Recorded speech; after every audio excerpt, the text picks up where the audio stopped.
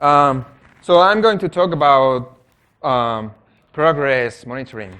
And it's still a thing that we're developing. So I made a little play on the words in that we're in progress writing the progress monitoring. As Dixon said, I've been working on Postgres for many years, about 15 years. When I started, I was just out of university. I was not a huge C coder or anything.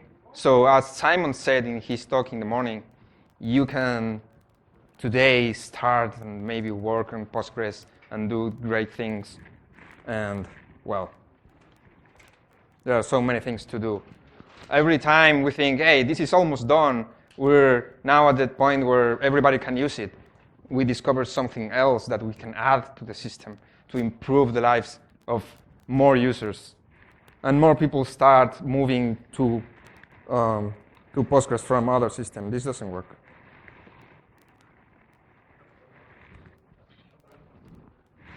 No, it's, I don't know. I need to turn it down, I guess. Right. Yeah, no, it's fine. It's fine. Yeah. Oh, it's a very stupid problem. Anyway, so I'm going to talk about progress reporting. But progress reporting of what? And how does it look? And how do you use it? And what is supported? And as an appendix, how can I do more things with this? So progress report is mostly about answering this question, which I'm sure many of you have heard many times. Are we there yet? And this gets very annoying when you have kids in the car and you drive all day and kids are, hey, Dad, please, are we there yet? So when vacuum is running, you're like the kids who are asking the server, hey, come on, be serious. So this is about DDL commands. DDL commands that you have to run all the time, particularly vacuum, but also things like create index or REINDEX or analyze or things that happen in the system all the time. So for those things, it is very useful to know how much total work there is to be done and how much have we already done so that we can extrapolate and figure out how long will it take for it to finish. With this, you can plan your system better, and you can, for instance, know that if you're running an important vacuum on some table and your production day starts in so long from now, then you have that many time before having to cancel the vacuum because it is going to interfere with other things. So this is a very useful thing to do. But there are some caveats. So many operating systems and tools have progress reporting, and they do bullshit reports. So this is one thing that we really need to avoid because people mock progress reporting when it doesn't work. And if you say, show a progress bar that says 5% and the bar is like, hey, this is 60%, yeah, maybe something is not right. So we have spent a huge lot of time trying to make a progress report that provides all the complexity that needs to be provided so that we end up with something that really interprets the system state in ways that can be used and not just something that's going to say, like we go from 0 to 95% in a very short time, and then to 96% it takes 2 hours, and then to 98% it takes 2 hours more. So that doesn't serve any purpose. So that's what we try to avoid here. So we want to present hard facts. And this is more difficult because it would be really nice if we could say, hey, this is 60% done. But the system doesn't really know whether it is 60% done or not. So we need to figure out a way to give metrics that are sensible and that are real. So I'm going to describe this, and it is going to look a little complex, but there is a reason for this complexity. So I just changed my mail program, Neomut, and sometimes I do a search on a not much index, and it says, hey, I'm going to look for 15,000 emails for this keyword that you searched. And then it starts to run the percentage. It goes all the way to 100%, and then to 200%, and then 300%. Hey, this is not how percentages work. So something is wrong. And maybe the system should not try to present that as a percentage. So we try to avoid that too. So another thing that you sometimes see is progress bar that goes backwards. So it jumps to 60%, and suddenly, hey, I forgot that I needed to do this other thing, so it is back to 20%. How? What's the point of having a progress report that doesn't? If it doesn't move forward all the time, then it's pointless, because it gives no way to extrapolate from what you have done to what's going to happen. So yeah, there was a nice joke about this in how Windows operating system reported percentages that just made no sense. Well, anyway, so we first got vacuum as the first command that reported progress. This was in Postgres 10, 2 years ago. This was done by a team comprised of Vinayak Pokale, Rahila Syed, Amit Dagoti, and Robert Haas.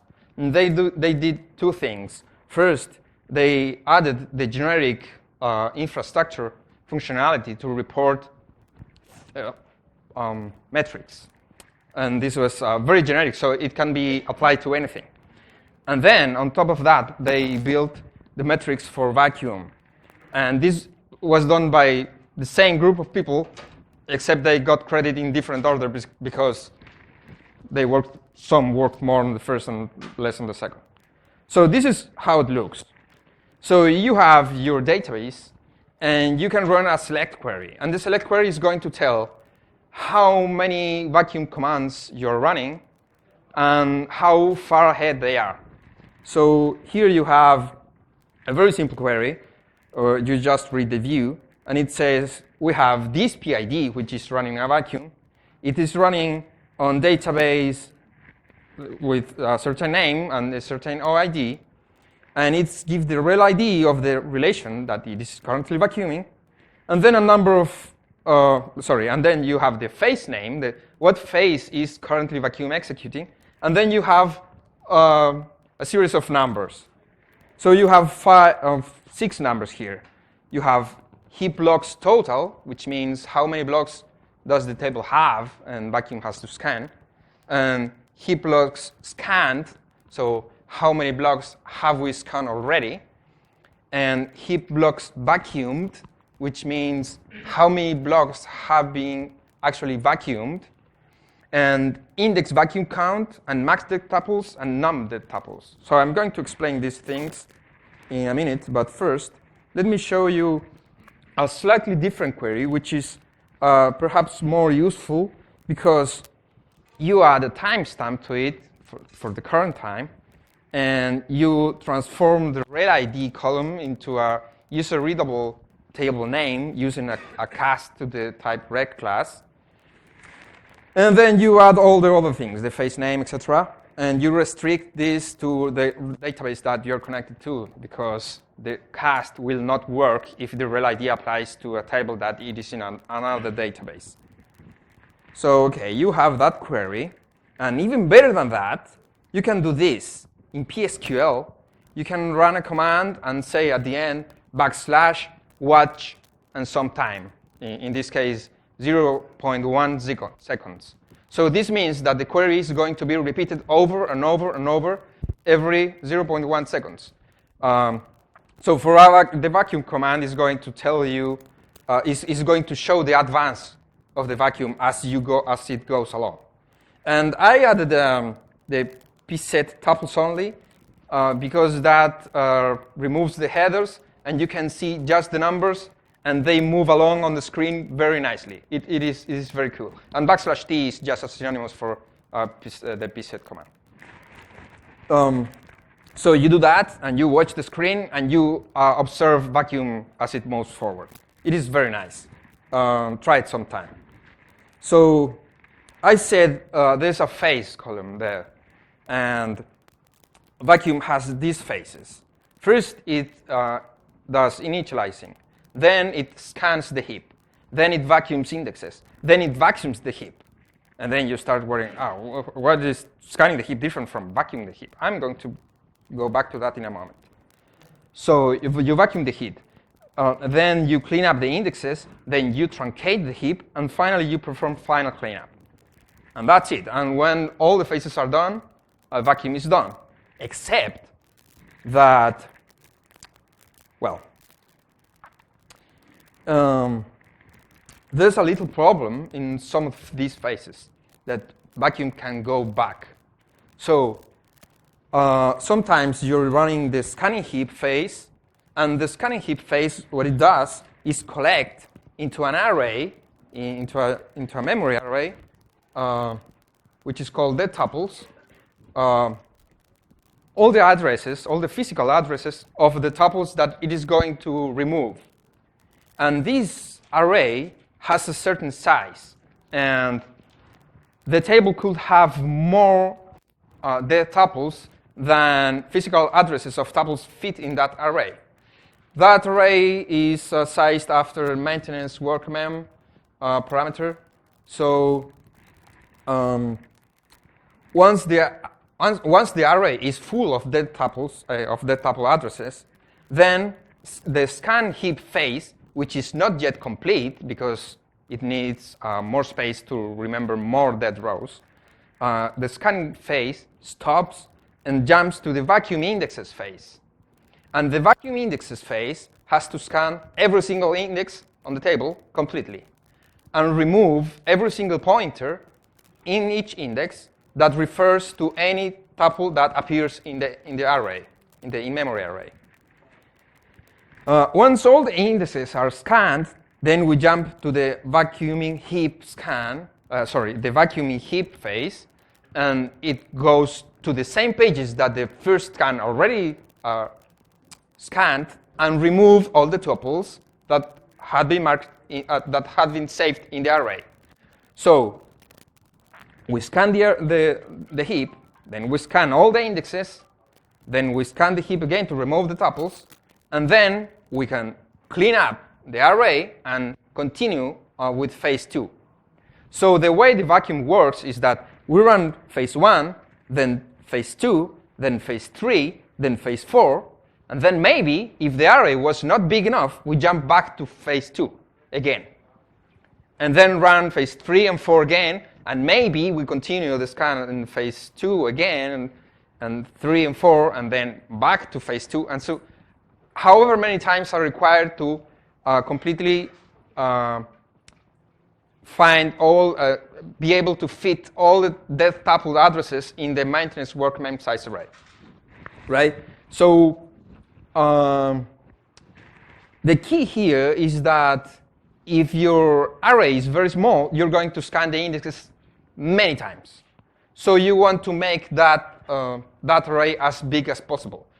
And in that case, and for that, what you need is to set maintenance work mem as high as possible, which currently it means 1 gigabyte. So 1 gigabyte is good for 138 million dead tuples, which is a lot of dead tuples. So you have to have a gigantic table full of dead tuples in order to reach that many dead tuples. So when you set maintenance work mem to 1 gigabyte, you ensure that you're going to run phase 1 once, phase 2 once, then phase 3, then phase 4, and then you're done. And then you jump to phases 5, 6, and 7. So The other phases are not as costly as phases 3 and 4. So once you've scanned the table, you're practically done. So I put the sample table here that is going to be returned so that I can show that heap blocks total is going to be a constant value for the whole duration of the vacuum. And heap blocks scanned is going to move forward as the phase 2 progresses. And then heap blocks vacuumed is going to progress as phase 4 progresses. An index vacuum count is how many times you had to run phase 3. So if you ever see an index vacuum count that is higher than 1, you perhaps need to increase your maintenance work mem. So pay attention to that number because it is important. And finally, we have max the tuples here, which says how large did you set your maintenance work mem to. In this case, when I run this example, I run it on a table that had no indexes. When a table has no indexes, then there's no need to run phase 3 at all. So vacuum doesn't need a very big dead tuples array. So what it does is run phase 2, and completing one page, it does phase 4 for that page immediately, right? So that means that we don't need to go back to that page to process it again. But that's the special case of a table having no indexes, which is not a practically interesting case. Right. So in the end, you're going to have a table with a lot of pages with free space. And the last step, step 7, phase 7, is what vacuums the free space map. The free space map is a structure that allows the system to know where to insert any new tuple when you execute an insert. So once this FSM update happens, then the space is released in practical terms to Postgres so that new tuples can go there. This is a very important step because if you run vacuum and it is cancelled just before running this, then whenever a new insert comes, then it is going to make the table larger. And you might have a lot of empty space in these pages, but if the FSM doesn't know about it, then nobody's going to use it.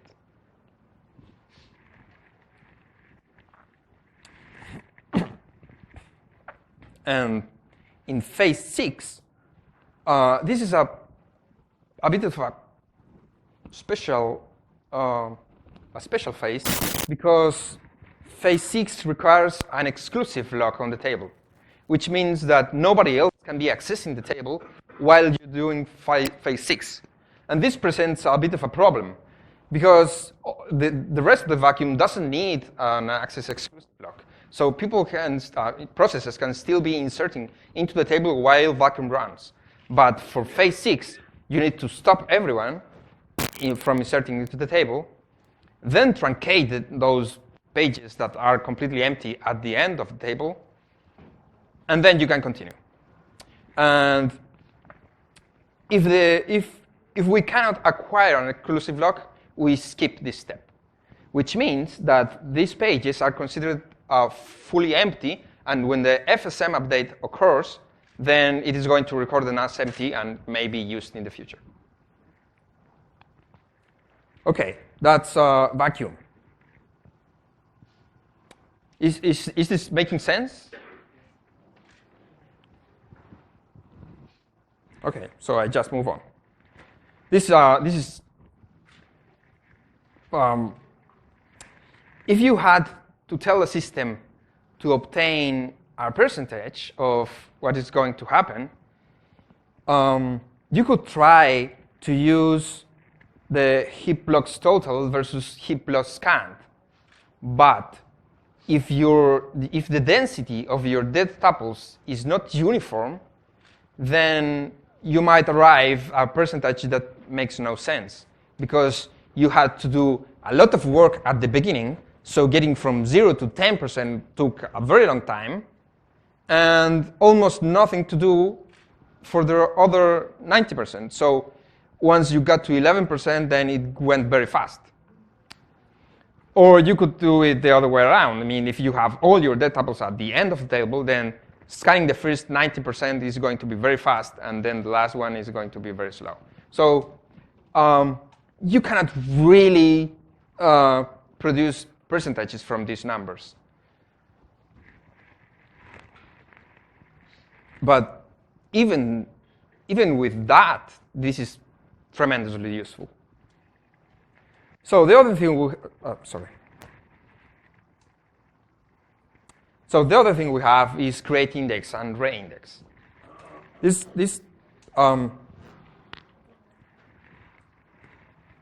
So I did this one. Turns out that adding support for new DDL commands on top of the existing infrastructure is not that difficult. So you can go to that commit, see what it does, and if you're interested, you could add progress report for some other command yourself and submit a patch. So please do that. So, right, I added create index, and Peter Eisentraut added REINDEX. And create index is an interesting case. You have three different ways you can run this.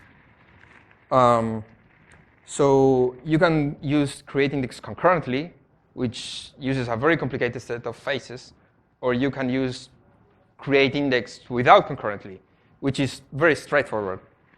Or you can run REINDEX, and in PG12 you can run REINDEX concurrently, which uses an ever more complicated set of phases. So the progress report for create index is very similar to the one for vacuum. You have a view, so you can do select blah from pg stat progress create index and observe that and see if you like the time it is going to take.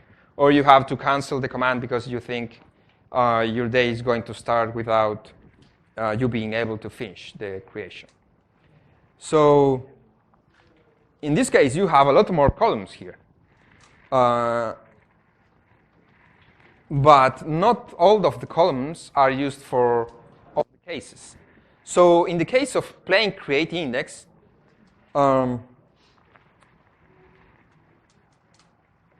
you're going to have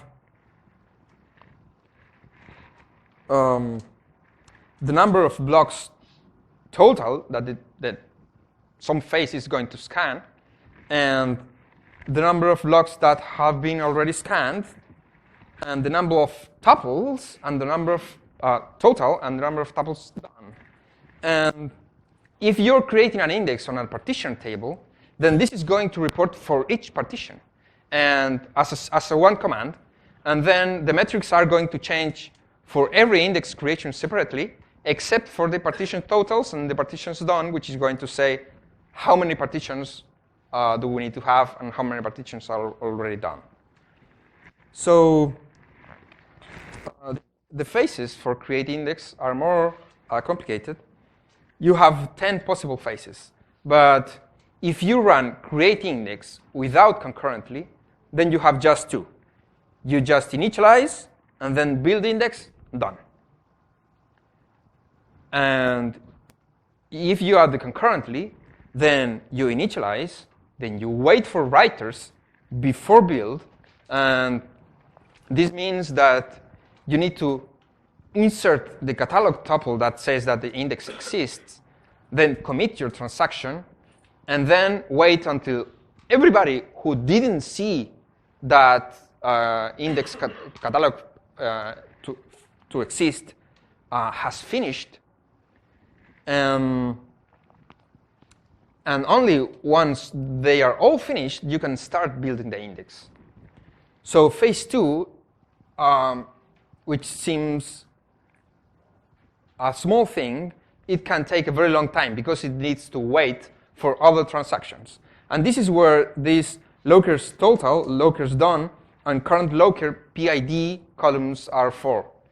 So totals is the total number of processes that you need to wait for, and those are all sessions in the database.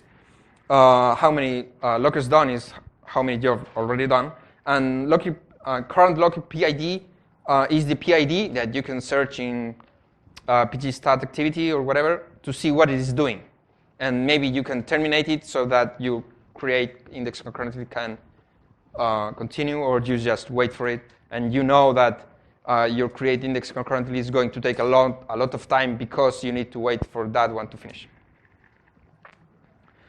So if you saw the name of the phases, there are several waiting for phases, and all those waiting for phases are going to use the locers total, locers done, and current locer PID.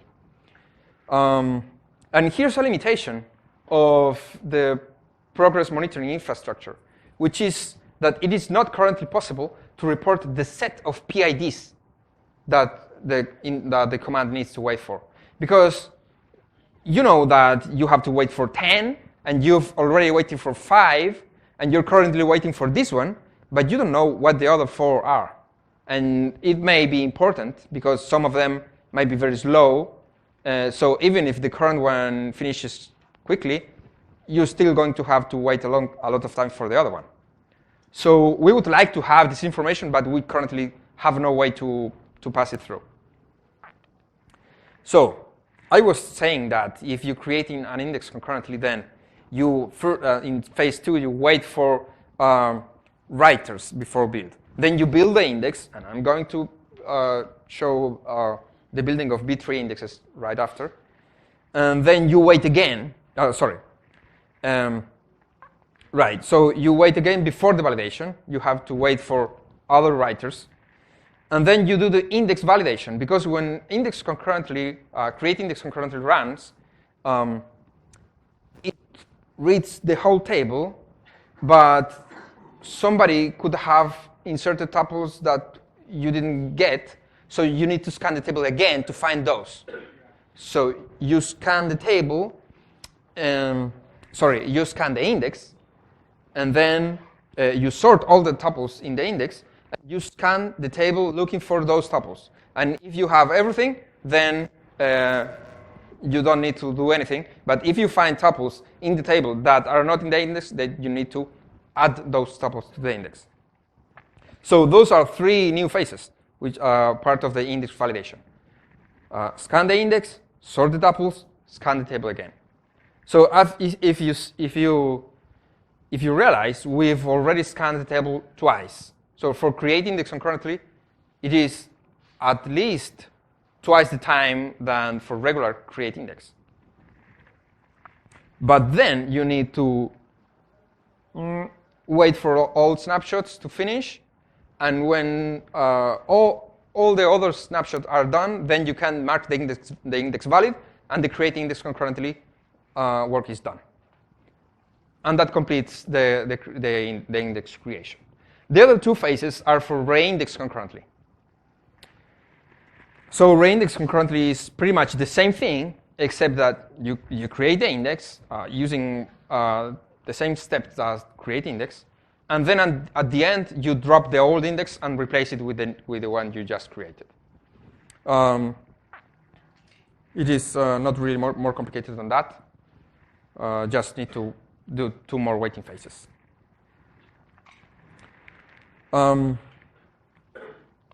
Right, so for several of these phases, you're going to have to count something. When you build the index, you need to scan the table. So we fill the blocks total number with the number of pages in the table, and then we move the blocks done from 0 to that total until we complete the index. But then, in the index validation phase, we need to scan the index. So we change the blocks total to to the number of pages in the index, and we move blocks done from 0 to the number of pages in the index. And then we need to scan the table again. So we again reset blocks done to the number of blocks in the table, and blocks total to the number of pages in the table, and blocks done to the number of pages that we're currently scanned. So those values move several times from 0 to the total number. This is maybe, I don't know if there's a better interface for this. Maybe this is a little complicated, but you know exactly how many times you're going to scan the table and the index, and in each phase, you know how many you have to do. And the same thing occurs with tuples total and tuples done. This is used in two situations. When you scan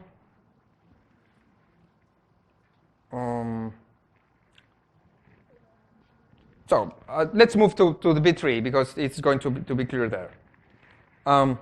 So I said that phase 3 is built-in index. But if you actually look at the progress report during the create index, when you're creating a bit tree index, it is going to say built-in index, column, initializing, built-in index, scanning table, built-in index, sorting live tuples, built-in index, sorting dead tuples, built-in index, loading tuples in tree.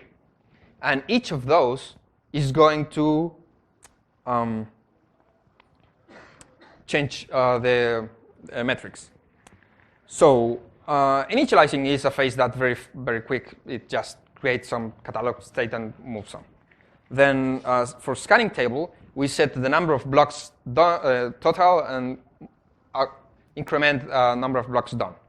And then we sort tuples, and here something funny happens, because if you're creating a unique index, you need to not just collect live tuples, but also you need to collect dead tuples. However, most of the time, the number of dead tuples that you need to collect is very small. So this phase is probably not going to be seen very much.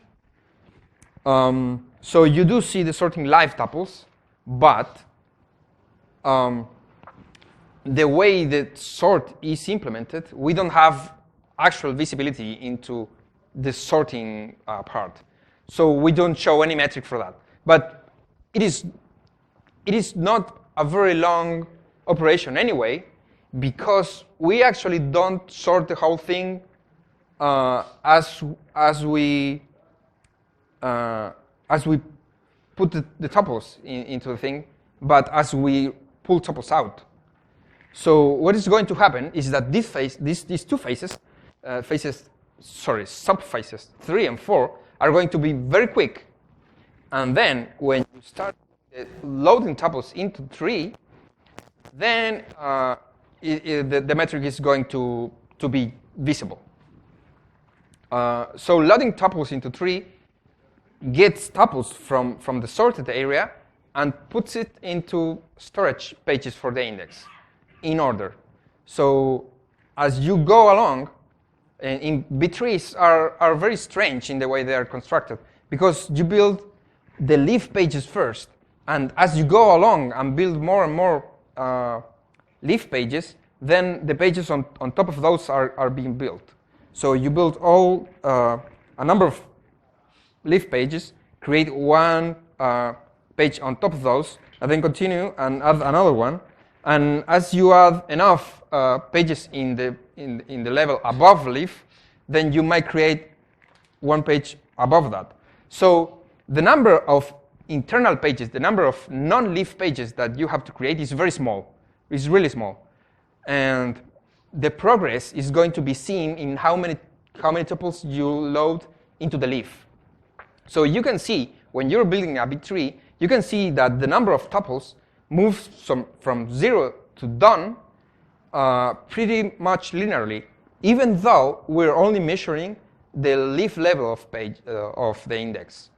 So all the structure on top of that is built while this is going on. And we don't notice, because it is very quick.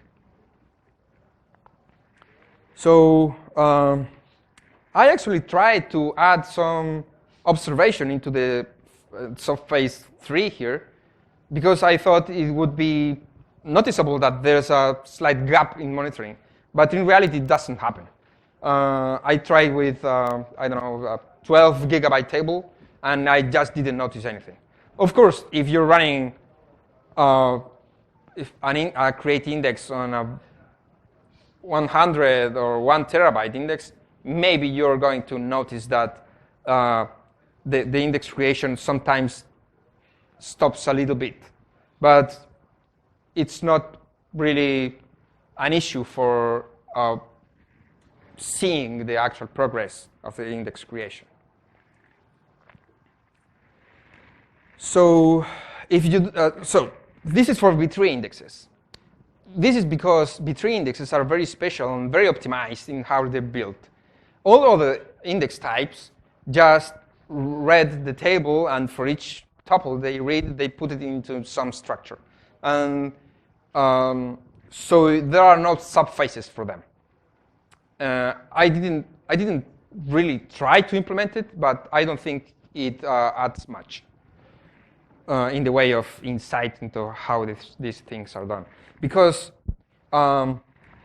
when in the subphase 2 here, scanning table, you will see that we set the number of the tuples, blocks total, set to the number of blocks in the table. And the create index infrastructure is going to set the progress of that. So blocks done is going to increase for all the index types, and it is only the tuples, the count of tuples in the subphase 5 here that is specific to B3s. So all the index types are you're going to see the report progress in terms of blocks. So that's for create index. And as I said, REINDEX functions in pretty much the same way. There are some, as I said, there are some gaps. And there's some particularly difficult to handle gap, which is the sorting live and dead tuples. I am not going to suggest that you guys go to understand how tuple sorting works in Postgres, because it is not for mortals. I don't know what it is about. So I just don't. But if you want to see progress of gist index creation, maybe it makes sense to add subphases to that, or gene indexes, maybe. I don't know. I tried for Brin, and it was pointless. And for hash, I also tried, and it was also not a thing that I cared about. Anyway, one thing I noticed while doing this, using the same table, is that if you create a B3 index on a table, it is very fast. If you create a hash index on a table, it takes a lot of time. So it is very useful when you create a hash and you see the number of blocks go from 0, 10, 100, 200, 1,000, and then you start to fall asleep because it is very slow. While for B3, you can barely see the numbers. It's done. One of the design points of this feature was that we didn't want to spend too much server time doing this. So what we did is use atomic operations to store metrics provided by the code. So we don't need to take a log, for example, to increment the counter. So you just use the CPU atomic operation, store the number of blocks, which you know. I mean, the create index code knows how many blocks it has scanned. So you don't need to wait for anything. Just atomic increment and done. The process that reads can also read atomically the values. So it doesn't need to lock anything else. So you can use this \watch, and the index creation is going to take exactly as much time as it did without any observation. So the performance impact is pretty minimal. It's almost not measurable. Right. So in Postgres 12, we got cluster and vacuum full. We replaced vacuum full in Postgres 9.0 with a completely new implementation that essentially uses the same as cluster. So the same code runs for both, and that is why we got progress monitoring for both commands in one commit. And that is also why if you use the view for cluster, you're going to see also operations for vacuum full. So you read from pgstat progress cluster, and you will see maybe some cluster and some vacuum full and whatnot. This is not as interesting as the other ones because neither operation is terribly neither operation is supposed to be run very frequently on tables because they take exclusive locks, so it blocks everything, and you really don't want to do that. So this is pretty much the same as previously. The only interesting thing is that one is that cluster, and not vacuum full, uses two strategies to scan the table. One is to just scan the table in the order in the physical order, in the physical table order, and then sort the tuples. And the other strategy is to use an index scan to read the tuples in the correct order already. So using the index scan is slower than a sec scan, but you save having to sort the tuples. So if your table is approximately in the order that you're going to put them in, then you use a sec scan. But if not, then you use an index scan. And the system uses the normal Postgres query optimizer to decide which one to use. So that was one of the interesting things. The other interesting thing is that I figured last night, when I was writing this slide, that there's a bug here. So they added this column, the last one, index rebuild count, and it doesn't ever increment. It stays at 0. And what is worse, when you run the command reports in the view, and it completes the table scan, and once the table scan is complete, it needs to rebuild every index. But at that point, the report disappears from the view, and all the indexes are built without you seeing anything. So I thought this was a very strange way, and I reported that as a bug. I hope we need to fix that in PG12 because before it is released. That was very weird because I mean, how come this is a silly mistake? Okay. So I was saying that a cluster has two ways of operation. So cluster has this number of steps. So first, initializes. Second, it sec scans the heap. And third, you index scan the heap. So cluster never does both.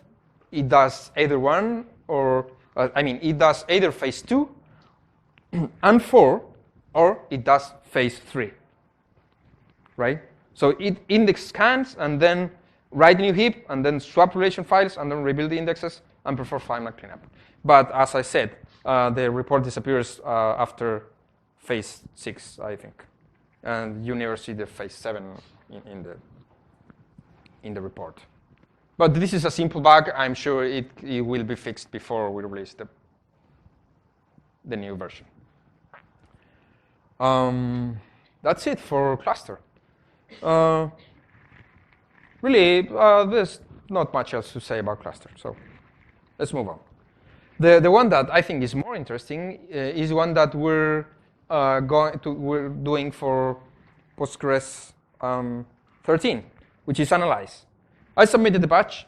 Then somebody, the Tatsuro Yamada, the guy who did cluster, asked me whether he could work on that. I said, yeah, I have other projects, so you can do that, and he's actually moving the batch forward. We think it is going to be done for Postgres 13, which is next year. So that's it. How did you like it? Do you think this is useful?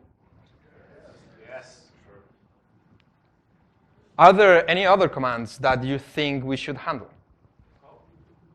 Copy.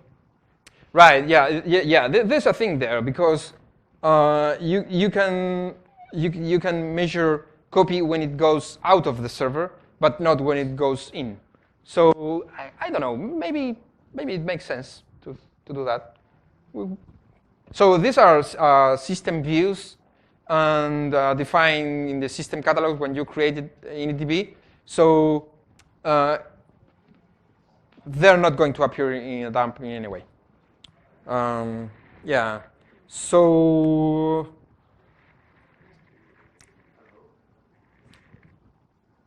this is it. However, if you're interested, I can show how to implement this. Dimitri has a question. Okay.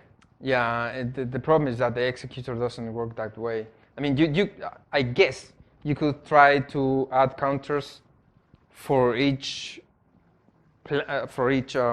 execution node. Yeah. Well, I guess it's not impossible.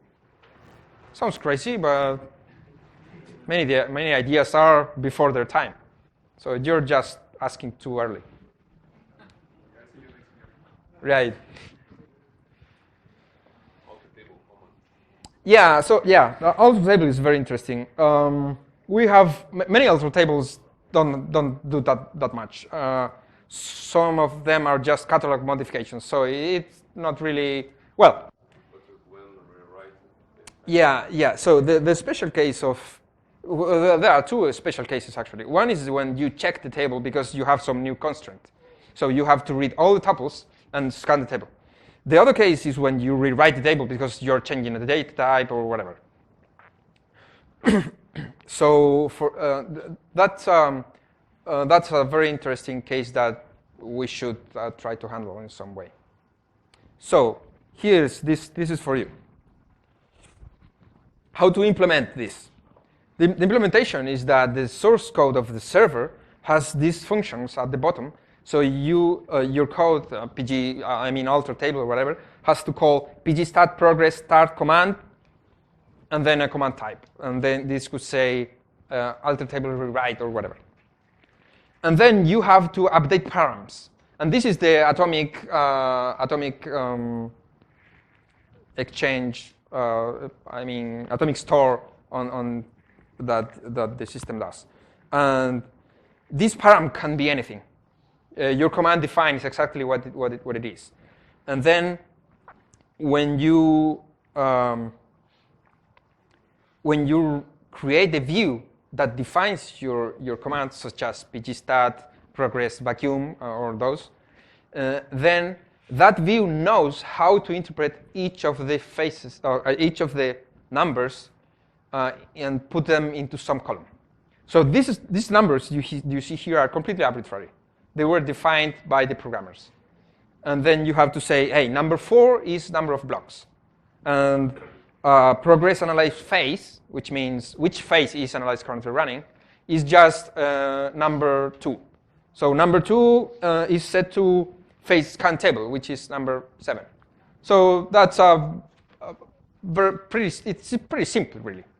And then when you're done, you run pgstat progress end command, and you're gone. And so pgstat get progress info obtains those numbers, and you use that function to define your view. And in that view, you put the things however you want. I do think you use the open space to do some hacking. Yeah, why not? Now or tomorrow? Yeah, sure. Yeah. So one thing I didn't like about this yesterday while I was preparing the slides is that the pgstat get progress info function has a hard-coded list of commands that it knows about. And I don't see why that has to be so strict. I mean, we could allow extensions to define their own progress metrics. Well, yeah, I mean, not all extensions are the same. So, for example, you could have an extension that defines a background worker, and your background worker could do something that takes a long time, so you want to.